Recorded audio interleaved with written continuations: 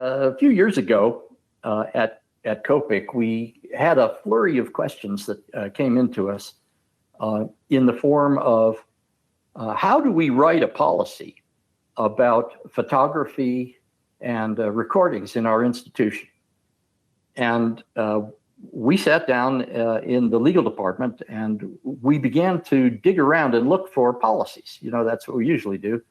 And we found about 100 different institutional policies that we reviewed, and we saw such an incredible spread, a variation of what people thought was okay and not, that we thought it would be very worth our while to research this more and begin to talk to people a little systematically about this issue of recording in healthcare facilities.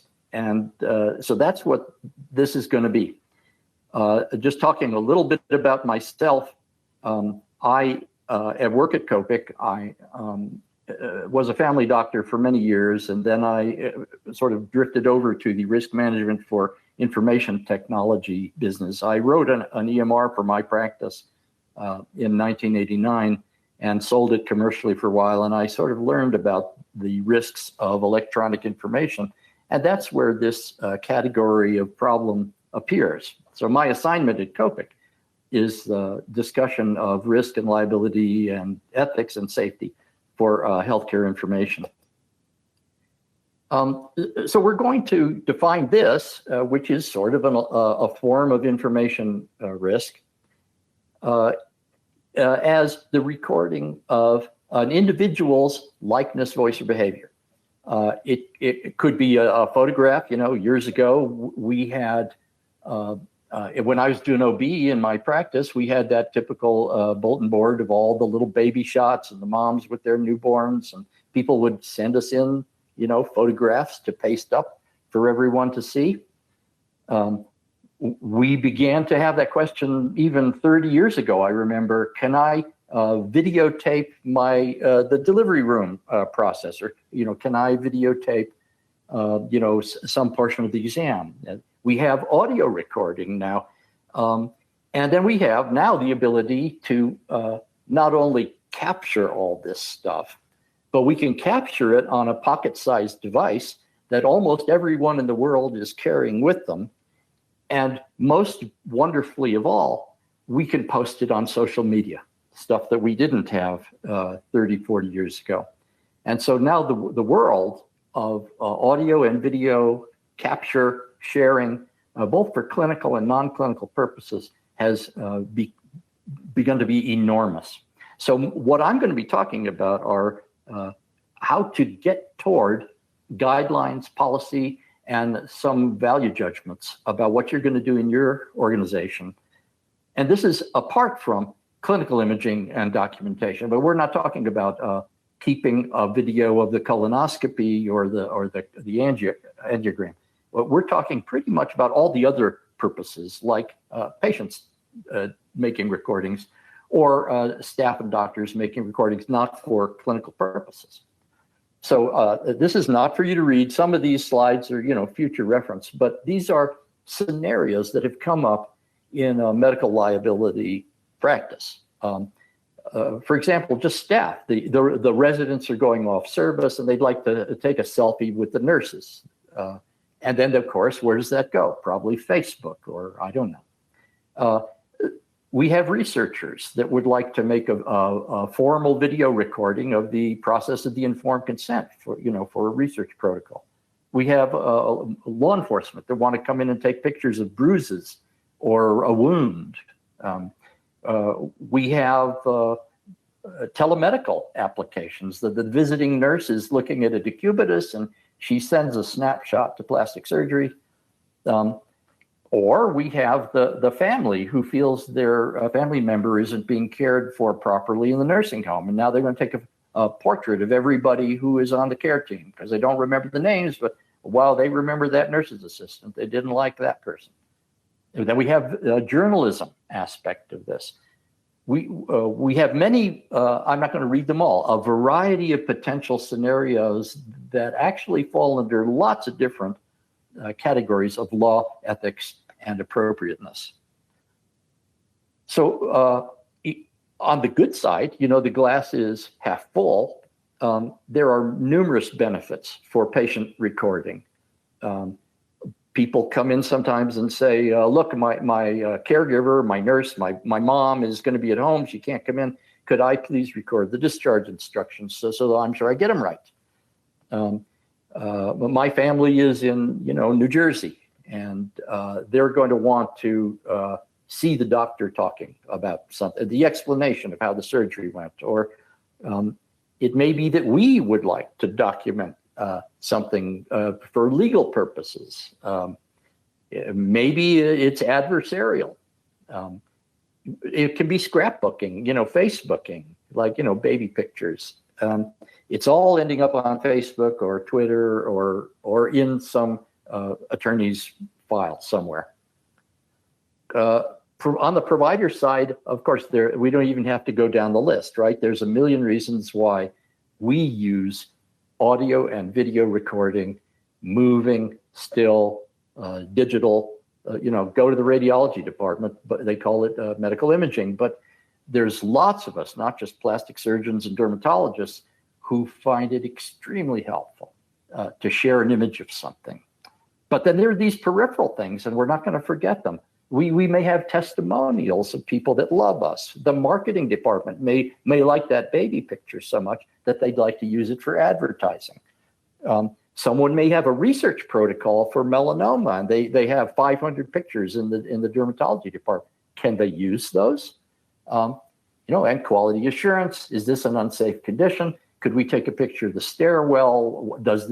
Why did this patient fall off the operating table? We better take a picture of it right now because it could be a device failure. And so lots of reasons. So when we're doing the risk assessment for any of this, you can see a list. You can make up your own list of the hazard appraisal, right? Some of the ones that are not well discussed in risk assessments are RF interference, potentially in ICU. There are some devices that can mess with wireless signals. There's an infection hazard. These phones that we're all carrying are loaded with germs. They're worse than stethoscopes, potentially. There's provider distraction. Then there's surreptitious recording. We're going to talk about all of this stuff. When we're doing an analysis, a risk analysis of what is going on and what should we think about, how do we make policy around it, there are pretty much two categories on one part of the grid. And when we flip the to and the from, it makes a grid of four. So you have a recorder and a subject. And the recorder can be patient, visitor, staff, clinical, non. And the subject can be patient, visitor, staff, clinical, non, and so on. And the policy that you need to write is going to be different depending on which quadrant of that grid you're going to be in. And part of the reason the policy is going to be different is because there is a gigantic legal context for this. There are entire law books written about when you're allowed to take a photograph of somebody. Look at the royal family of England. There's constantly issues about, can I take this photo? Can I use this photo? Can I sell this photo? Can I share this photo? Can I Photoshop this photo and then use it, or this photo in commerce, and so on? These on the screen are some of the categories of law that are explicitly addressed in statutes or in case law. And I'm not here to go through all of this. The reason this slide is up is to give you an idea of the scope of what you're messing with, the lift that you need to do to understand the legal context of recording is really fairly heavy. The legal tools that we as providers or policymakers or even patients have at our disposal are easier to generalize. And the one you want to remember at the top is consent, because informed consent, duly executed, is the cure for a great number of these legal hazards. Contract is just a more formal form of a consent. On the other hand, if someone is doing something you disapprove of, or that you feel is dangerous or unauthorized or inappropriate, the tools that you have are mostly the property law of trespass. Although it seems strange, if someone is bringing cigarettes into your anesthesia department and they refuse to leave, you can invoke trespass law in order to eject them, even up to and including calling the police. This is the same with photography. If someone simply will not desist and you have grounds for interfering, it's going to be trespass law that you're going to probably invoke. Of course, there's a million other potential violations that may be why you trigger wanting to eject or interfere. And then finally, there are some uses of recording you can't stop. For example, a judge may order a photograph or a recording, or may subpoena an existing recording or file or photograph, just like they'd subpoena an X-ray. So you will encounter legal tools. So let's split a little bit, because the law does, images from audio. And of course, that is a distinction that falls together when you are doing audio video together, or what we're doing right now, like video conferencing. Someone could be recording this. I don't know. I'll tell you I'm not, but you don't necessarily need to believe me. So breaking the policy and appropriateness questions down, we get a couple of stages, and this is maybe a little more lumped together than some lawyers would do it, but this helps at the clinical level. It's different to say, can I capture an image, and can I do something with that image that I've captured and I'm now currently just holding privately on my phone or my device?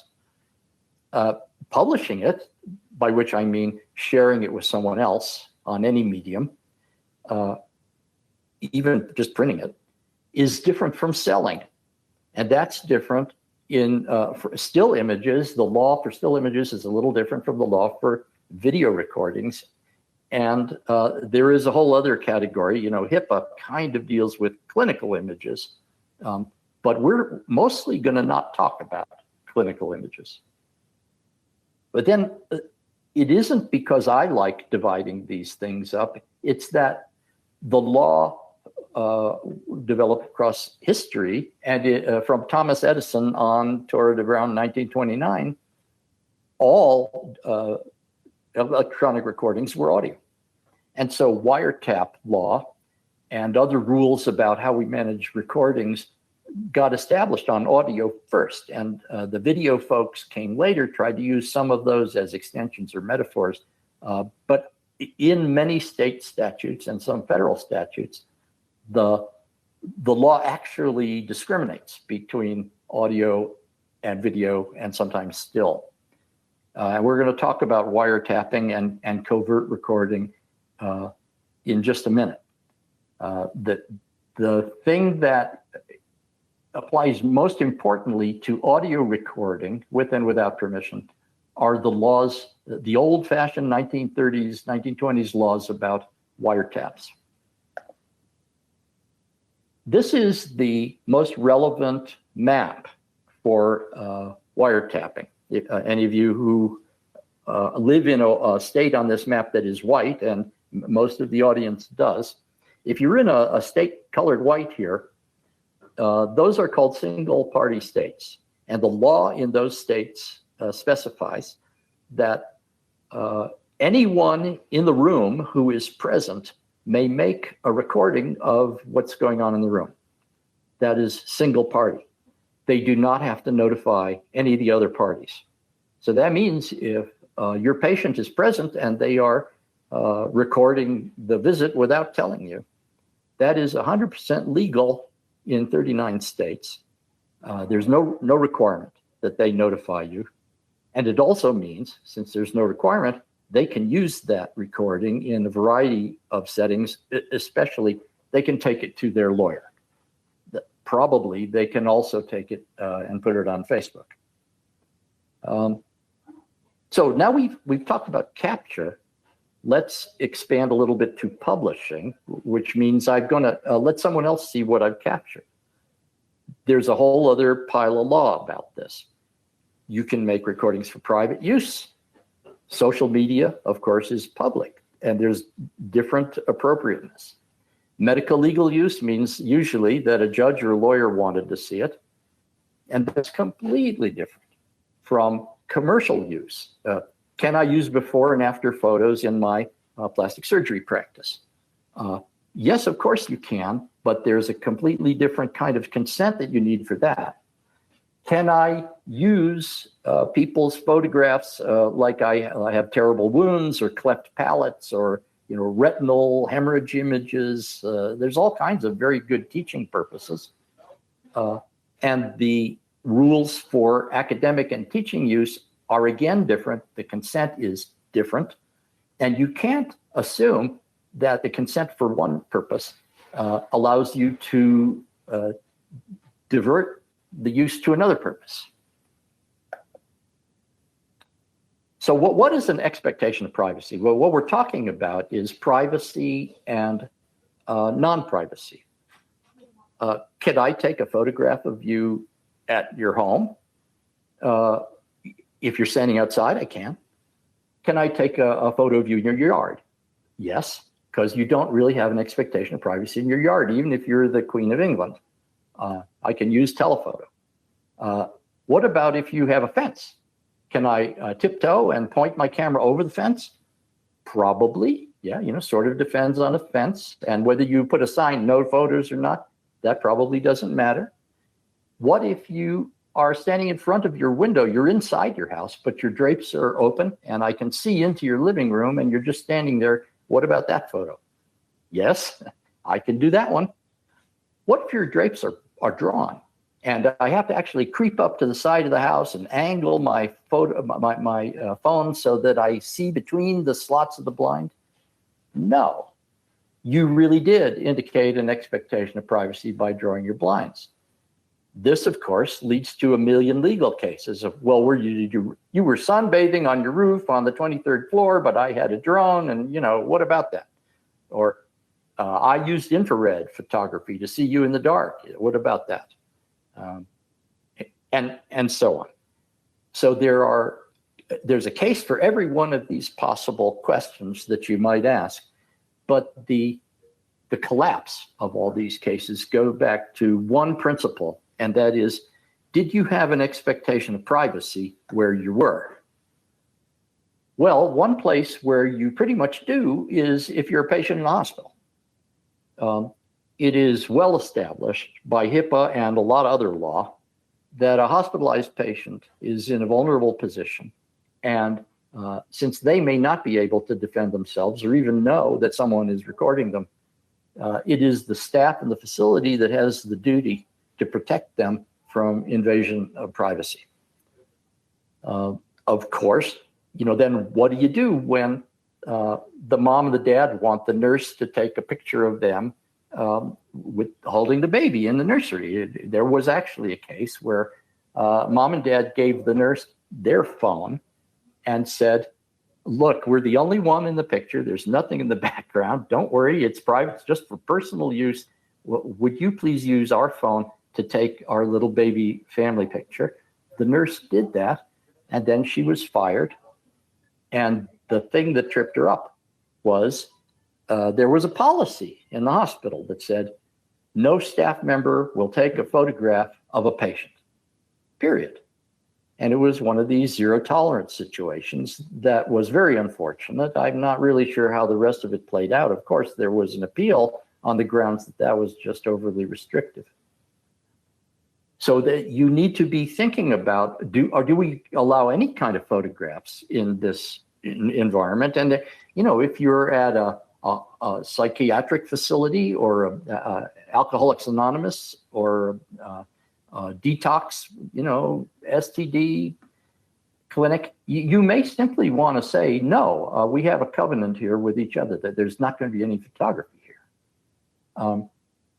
There is an intermediary point that some hospitals have done by providing a little alcove or a sterile area with nothing sensitive in the background, no PHI, nothing embarrassing. And there's even a policy written that says, if you would like to take a picture of a staff member that's absolutely nice, or your family, please go to one of our areas that we prepared for that. And we encourage it and we're happy, and so on. And of course, the opposite. An additional body of law and ethics has to do with minors. I should mention, by the way, that the previous picture of a patient and this picture of a patient would be absolutely illegal and inappropriate in this presentation. This is an academic presentation to professionals, and it would be absolutely a violation of HIPAA and other law if I were to put up these photos without assuring myself that they were properly obtained. And I can tell you for sure that the one you're looking at now is a stock photo that I purchased from a photo service. I don't know who this little girl is. She looks like a minor to me, but I guarantee you that this photograph wouldn't be for sale for academic purposes if she and her parents had not signed the right kind of a waiver. And I imagine that she got paid for this. So good for her. But you see that there were steps involved in order to use a photograph, even in what I would consider a professional setting, where there is a certain amount of fair use of images and records and anecdotes. But of course, HIPAA still applies. And if I were to give you the name, birthday of a patient and tell you something awful about them without letting them know and getting consent, I'd be in big trouble. So remember, we're not going to do clinical documentation in any depth, but like you got consent for photography or consent for pathology slides to be made and sent somewhere else, or consent for academic use, consent to have a student in the room. All of these things are perfectly good cures for an invasion of privacy if the patient is competent to sign and gives you documentation that, yeah, I understand that use. You can absolutely use my image. Of course, the problem is that they can revoke that permission. There are irrevocable consents also. So almost for every action, there's an equal and opposite reaction. Newton's law applies in these kind of settings. There's an offense and a violation that goes with every possible remedy.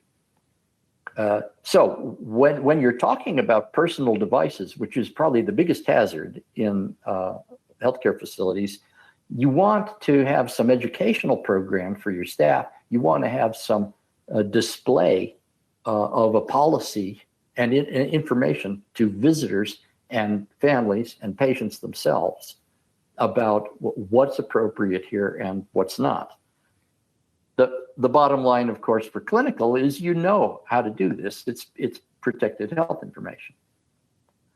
I'll tell you something that is really complicating things right now, and we're just in the beginning phase of learning about this. So this is a 10-year-old picture of a doctor using Google Glass, and back then there was a fashion to consider what if there was a real-time live audio-video recording of the entire exam every time, that we're going to do this instead of clinical documentation.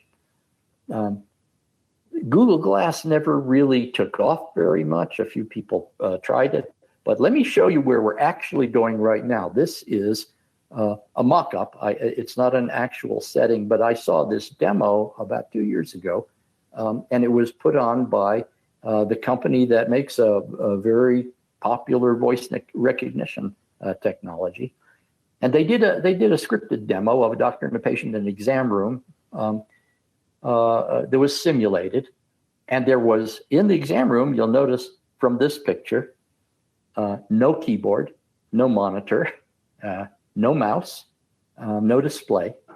What there was on the wall was a hypersensitive microphone that could pretty much pick up crickets. Facetiously, they said the heartbeat of everyone in the room. And there was a bank of video cameras that they used to look at the lips of everyone who was talking, so that they could actually assign the label of speaker to every utterance that occurred in the room. You could have 4, 5, 6 people in the room shouting over each other like a cocktail party. And the system was smart enough to be able to give you a word-for-word transcript of every single person and identify who said what. They do that with both voice and image recognition. This is absolutely, literally being proposed and tested now by several of the large natural language processing companies as the way to get doctors and patients away from the keyboard. But of course, what that means is we are now going to have potentially a full motion audio, video, and who knows, infrared, lip motion, high resolution, focus in on pupillary dilatation. I don't know what'll happen with these in courts. We are absolutely headed in this direction. So knowing that we all have these cell phones in our pockets, let's start thinking about what we can build in terms of a reasonable, not crazy policy. One of the things that we're going to have to do is talk about recording patients, recording non-patients, and recording staff. So non-patients, for the most part, are visitors, but you don't know. They're not wearing name tags necessarily while they're in the waiting room. So if you take a picture of somebody sitting in the waiting room, that could end up being a patient. And the fact that they're a patient in, let's say a cardiology clinic has been interpreted by the Office for Civil Rights as reason to infer that they are a cardiology patient, which is now protected information. So that means that photograph is PHI. Okay, so who took that photograph? And how do you control that? And how do you let people know that they could be getting us all in trouble by something as innocent or not as innocent as opening the door to Planned Parenthood clinic and taking a photograph of everybody who's sitting in the waiting room? The same kinds of restrictions have to do with taking pictures of providers and staff. It seems pretty evident in most settings that providers and staff do not have an expectation of privacy while they're at work. So if somebody happens to take a picture of you, while you're in the hallway or even while you're starting an IV, you may not be able to forbid or prevent that, all things considered. Now that's different in the dressing room, the bathroom. It's certainly different in an area where there are patients in the background that you have to protect. But in terms of demanding consent to take a picture of your favorite doctor or your not favorite doctor, probably you can't. What you can do is you can encourage people to ask, because it is a very good practice, quite polite and very transparent if people say, hey, is it okay if I can take a picture in this area? We're going to get to why encouraging is better than trying to blanket eradicate. So here, I love this. This is a famous picture from the internet. There's people in here that you might recognize. This is just some guy, a celebrity who's hanging around with his buddies in the Air Force. And it went on social media, went on Facebook. But in the background of this exact photograph were the top secret daily access codes to the British Air Force secure network. And they change the codes daily, so it doesn't matter if you see them today. But this was widely studied as an example of incidental security breach in a photograph that on the face of it just didn't look that serious. And of course, the analog to that in a healthcare facility is the nurse who went in to take a photograph of an empty I think it was an ER trauma room. There was no one in there. And the nurses said, was very proud. We just built these new trauma rooms. Isn't this cool? And in the far back corner was a computer screen that was on, and it was displaying the demographic page of a patient, a real patient. Now, interestingly, within 1 hour of that photograph getting on Facebook, the Social Security number and address of that patient were used to apply for a mortgage loan in a foreign country. To me, as a cyber warrior, I take that very seriously, because what that meant was two things. First of all, we have a 24 megapixel camera that can look 20 feet away and display a Social Security number in a size that can be magnified and read. So that's kind of amazing. But the more amazing thing is, on Facebook that there is no, security person that's going through 20 billion images looking for Social Security numbers. What actually happened was an algorithm. That was an artificial intelligence that was running in the background on 20 million photographs, looking for the specific pattern that's recognizable of a Social Security number. And when it sees that, it took a snapshot of the context in which the Social Security number was. So this is actually how you could get 1 million Social Security numbers at once out of Facebook. Okay, so when we're building our policy, one of the things that really helps is that you emphasize that almost every use we would legitimately make of an audio or video image or still photograph is legitimate and okay if you just have the right form of a consent. This is where you need your lawyer's help, because there is a wide spectrum of potential uses. For example, that celebrity in the previous photograph owns the royalty rights, using the word advisedly, to any commercial use of their image in some contexts. Your neighbor, mowing their lawn next door may not, but if the celebrity, public figure, undercover police officer, whatever kind of special case comes up, and you start using that photograph for advertising or selling it online, like paparazzi, you need to be really, really sure you understand the law about what it is that you're doing. And this brings us back to the wiretap question.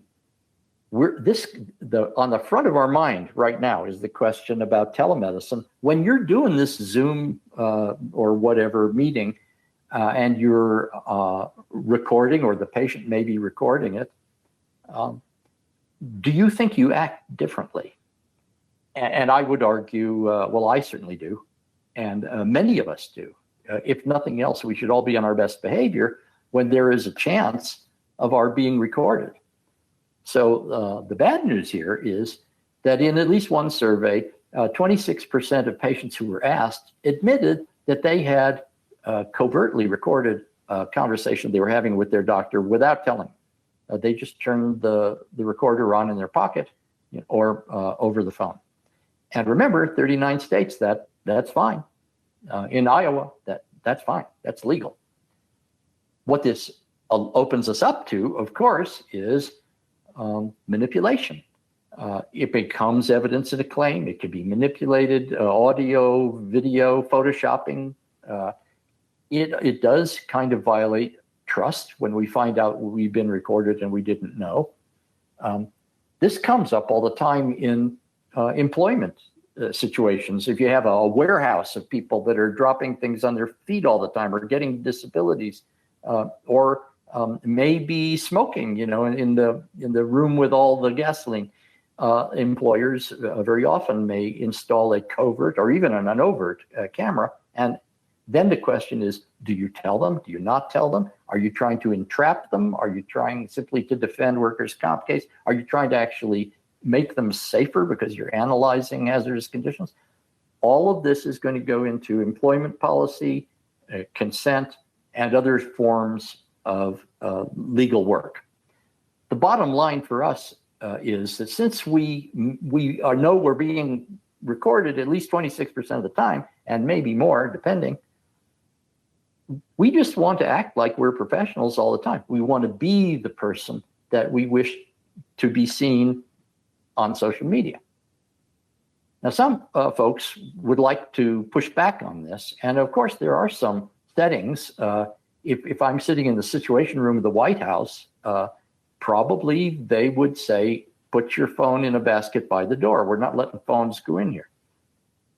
You can forbid phones, but you need to be able to assure people that this is being enforced in a non-discriminatory way. And you have to have a metal detector there and the ability to store phones safely and to detect if people are trying to get through without it. Those would be elements of how you enforce a no phone rule.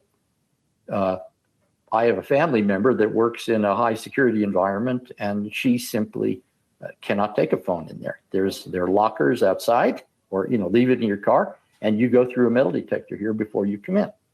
That can work, but if you really have a you cannot record anything here policy, and you display that on the wall, your no phone zone or something, unless you have some sort of an escape valve, the patients may begin to think that you have something to hide. Remember, it's only trespass law for the most part that you can enforce it with. And so why would your patient want to come into a place where they say, you can't take any pictures here, unless you explain in some sense why? Well, because this is a psychiatric facility where this is one of our norms. So my remedy for most of these settings is, if you invite open recording, you probably reduce covert recording because you remove the incentive. And my suggestion in many settings is to say, hey, would you like to, do you have a phone? Would you like to record these discharge instructions? Or would you like to hear, your post-op stuff? Now, if your mom can't be here, would you like to share this with, you want me to sit closer to the phone? Are you really getting this? Should I talk slower? That is very transparent and open, and it may work to disabuse people of the suspicion that something untoward is going on. So now this also brings up the issue I encountered a couple of months ago. A pediatric office called and said, we want to put one of these recording devices, a connected speaker, inside our waiting room because people like to listen to music, and we thought it would be cool if we could just shout at the speaker and change the music. And of course, what we had to point out to them was that those speakers are pretty much on all the time, and they have to be listening to everything in the room in order to hear their special trigger command. And it is very unclear, and the companies who make these will not tell us just how much of that audio material is saved and analyzed. And so we need to interpret that particular use case as a HIPAA violation until proven otherwise. This is a very bad thing to have going in your office. Now, there are special circumstances. We were talking about celebrities a little bit earlier. This is a very famous photograph of Dwight Eisenhower, who was president when he got a heart attack. He actually went to Fitzsimmons Medical Center and was cared for. And there was an ethical problem. Remember the old days of Franklin Roosevelt, none of the journalists ever showed him in a wheelchair, at least contemporaneously. Eisenhower was the first president who said, yes, I want the country to know that I had a medical event, but I'm over it, I'm fine, and these are wonderful doctors, I love my doctors. Let us pose for a journalism photograph for publication. Now, of course, the world has swung entirely the other direction past this point. But Eisenhower was the first one who said, in the right circumstances, I will offer a certain amount of journalistic transparency.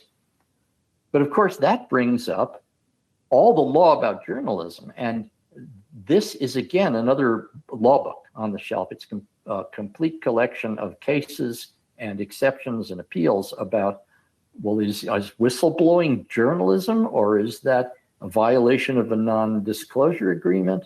What do I, if I'm in a disaster and I'm filming refugees or people that are crushed in an earthquake? What if I'm teaching EMTs how to do intubation, and so on? You can think of all of these possible scenarios, and I'm explaining, maybe again, over-explaining, that each one of these has a different kind of law that may not be analogous to the law for another one. So we're going to kind of head toward the end here. When we're doing a policy review, the policies about privacy and recording overlap policies that you already have about HIPAA, cybersecurity, documentation, discipline, correction, surveillance, monitoring, management, storage, quality review, electronic communication. All of these kinds of things are part of the giant Venn diagram. It looks like a daisy if you really look at it. That all need to be kind of coherent when you are looking at your policy for each one of these. There are a few common themes, and there's probably 3 different directions you can go with your policy writing.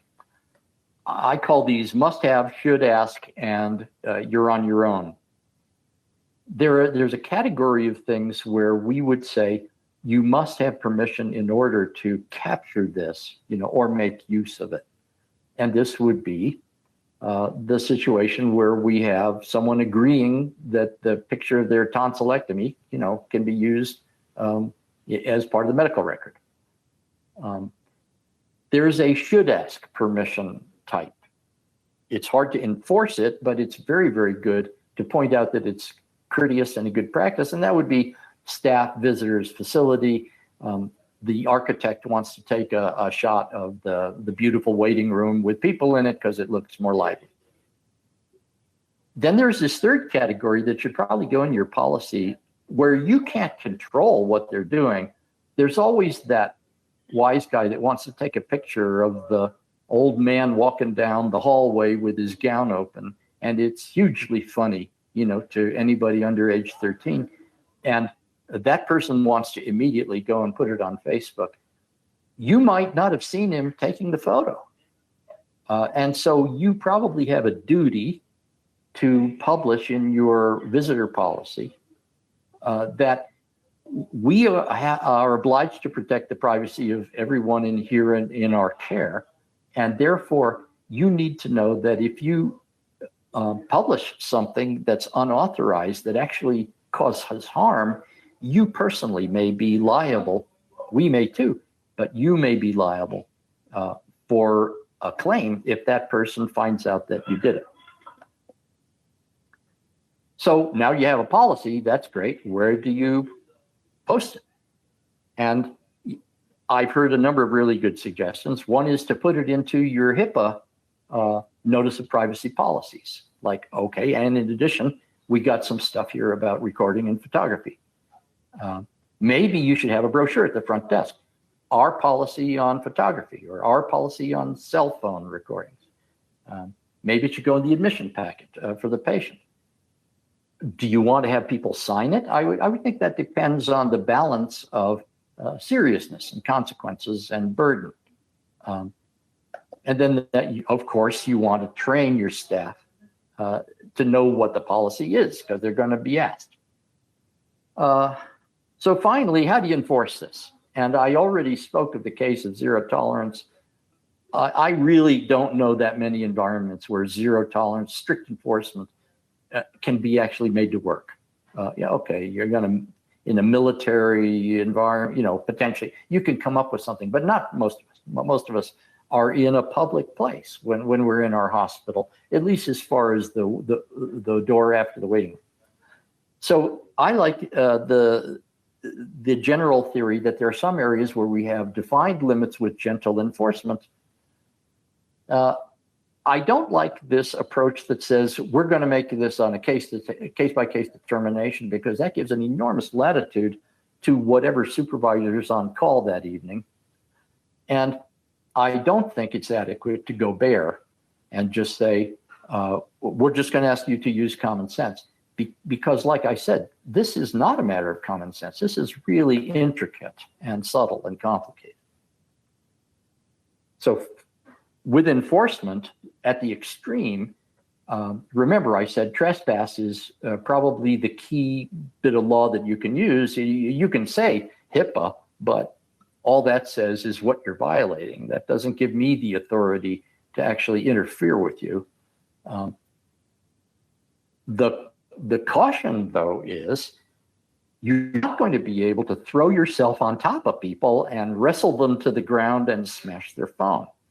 That is going to open you up to an enormous number of claims, not the least of which is going to be assault or battery or who knows what.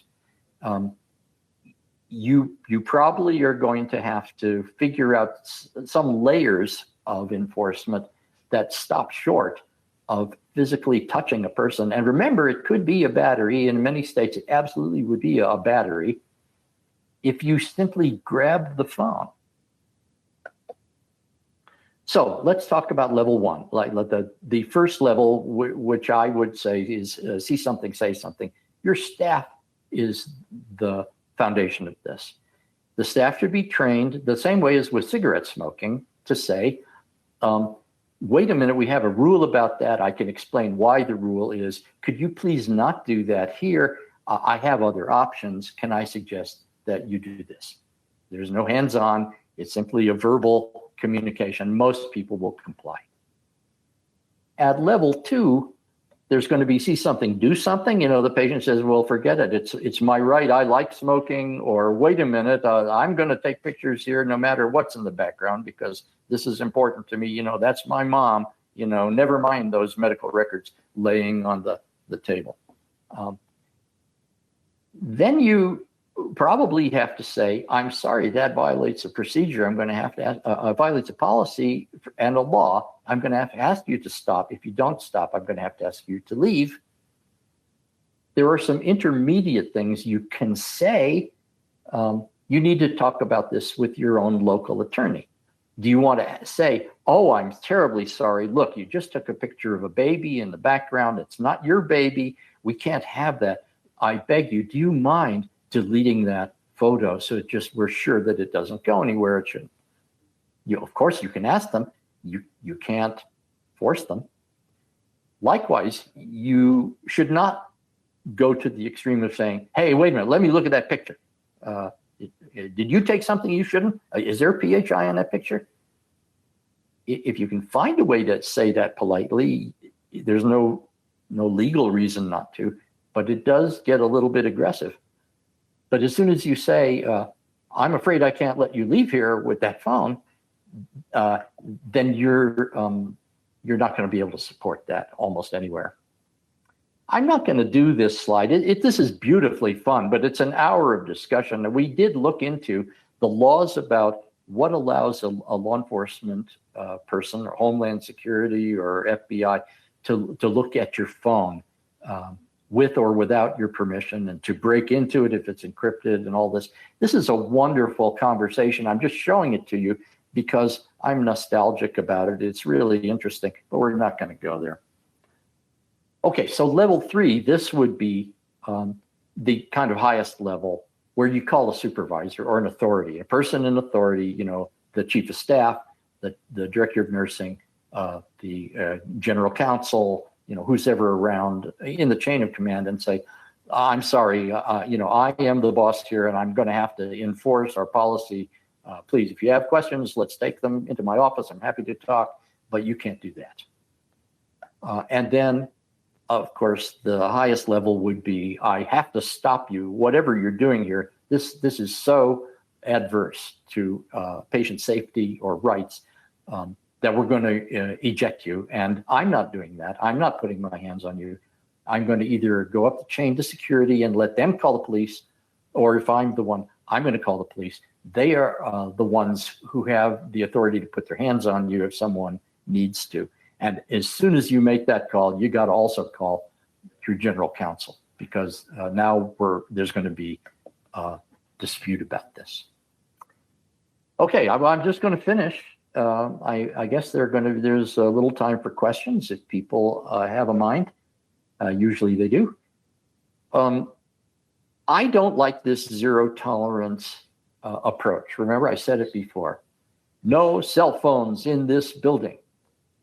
Most of the time, people are going to ignore it, and then you're going to be faced with the question of, well, how do I now enforce this without discrimination? How do I even-handedly apply a policy that's sort of unreasonable? You're in a pickle there. And, is that really fair? There are times when, we already said in the beginning, there's a lot of good reasons to make recordings.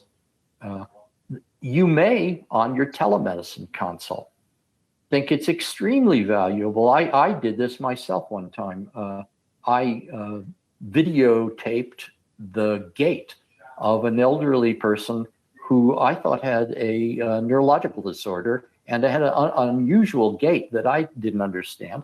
But I made a 20-second video of them walking, and I shot it right onto the neuromuscular group at the local university.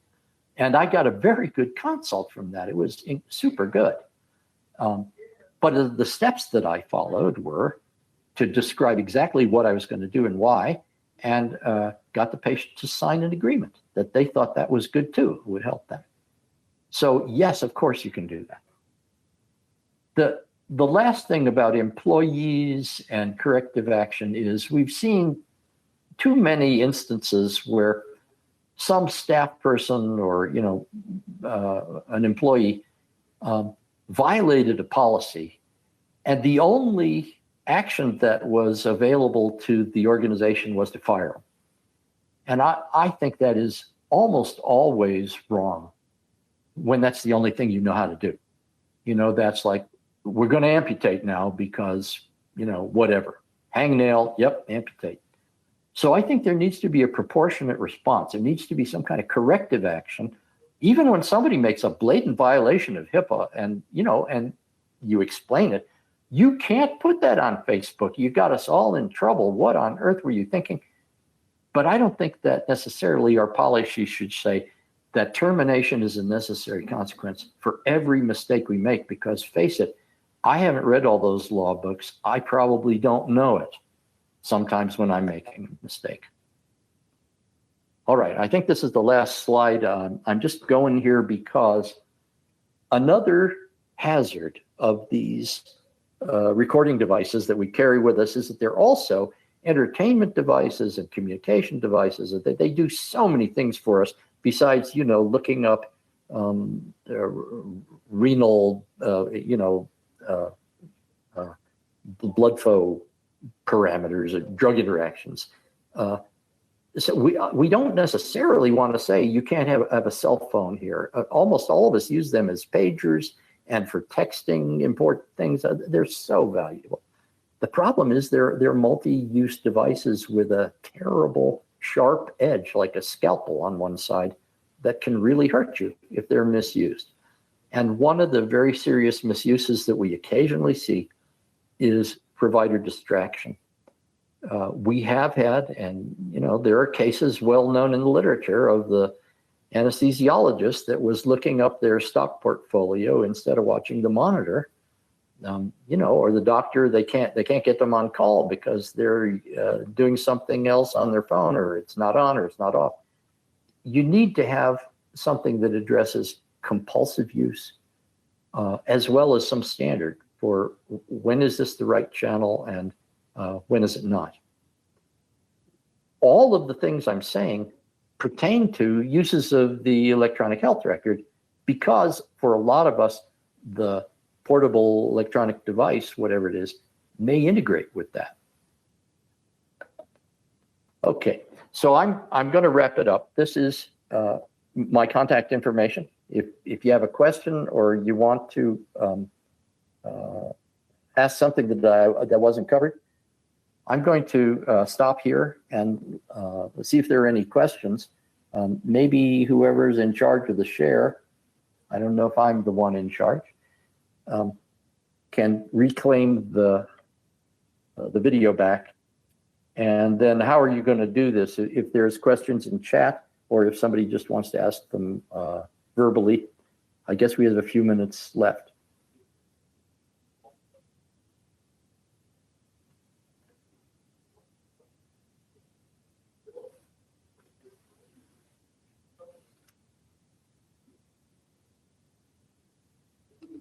Are we still there? We don't have any questions typed in at this time. Okay, but at least I'm connected, but we didn't drop out a half hour ago.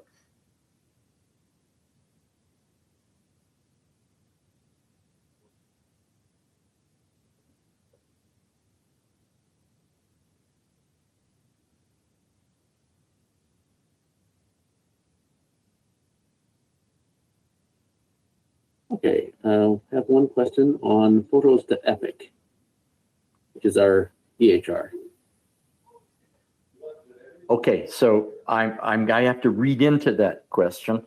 I heard you say photos going into the EHR? Right.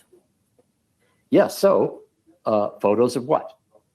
When they're clinical photos, that's just clinical documentation, and they need to be handled the same as an X-ray, or an EKG or a fetal monitor strip. One of the really important things about clinical documentation, especially when it's via telemedicine, is that you are obliged to retain those according to the same rules as document record retention for anything else, which potentially means 10 years or age 18 or age 20. And you may need to respond to a subpoena to produce those records the same way as you would for a progress note.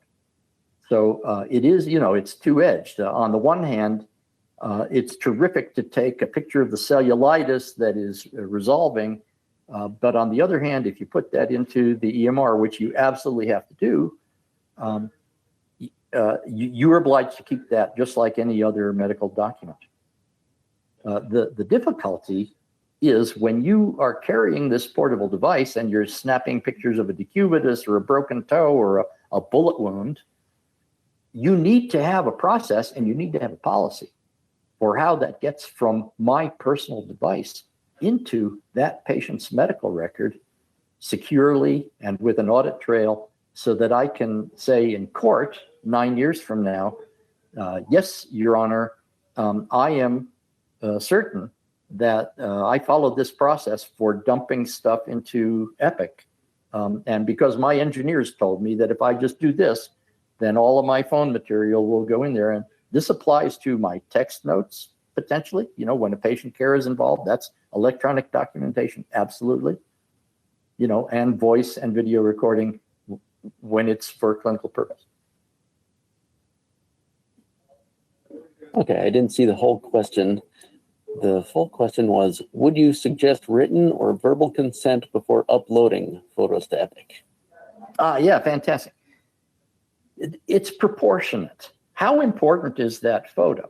Now, when you have consent of any kind, it's really good to put it in your note. I talked to the patient about putting their EKG up and then emailing it to the cardiologist, and they said that was great. So, okay, low risk, high value, adult patient, competent, very little legal fuzz around the edges. Your simple documentation that you did it verbally is fine. The hazard, of course, is if you get into court and the patient says, man, I never did that, then you're fighting uphill. So that's why your lawyer will usually say, try to get some kind of something in writing. And even in telemedicine, I've seen people say, is it okay if I turn on the record button right now just for the time when I ask your permission? Then I'll turn it right off afterward. Or, when we say, look at the red light. Now I'm turning it on. I'd like to ask you, is it okay if I, do this?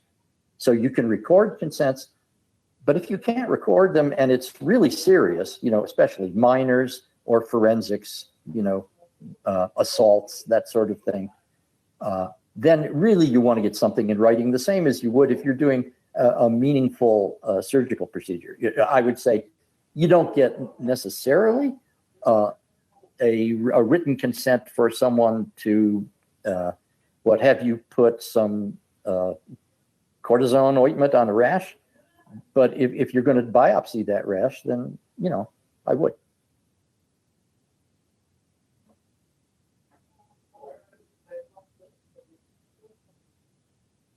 All right, that's it for the typed in questions.